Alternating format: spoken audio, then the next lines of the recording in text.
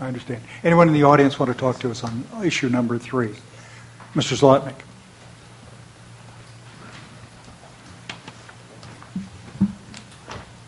Thank you, Mr. Chairman. Greg Zlotnick, State and Federal Contractors. Again, just for clarity, in your language you described that a proposed action meets the 4 tests in the statute for covered action.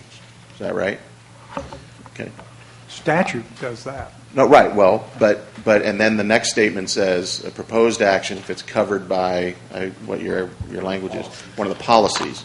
So I just want to clarify and be just again for clarity that what you're saying the difference is that it's covered by a policy, since one of the 4 criteria is that the action is covered by one or more provisions of the Delta Plan.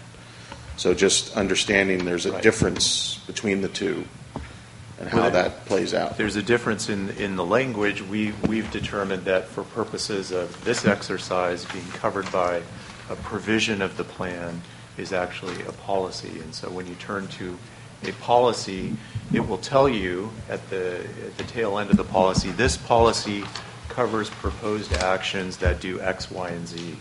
So when you come in with a project, you'll be able to tell whether or not that policy has a triggering effect on your action to turn it into a covered action. Without that, it's left up to your discretion. And we actually heard there was a consensus of concern that if we didn't provide this direction, there would be more confusion because agencies wouldn't know whether or not a policy actually triggered their activity. I hope in the box you're talking about you'll get into detail of that and the difference between the provision of Section 3 of the covered action criteria and your second sentence about policy and how that interplay. Somewhat as you just described, but because it just seems redundant as it is. The whole statute is fraught with ambiguity and circularity, so we're trying to provide what clarity that we can. Circularity? Okay.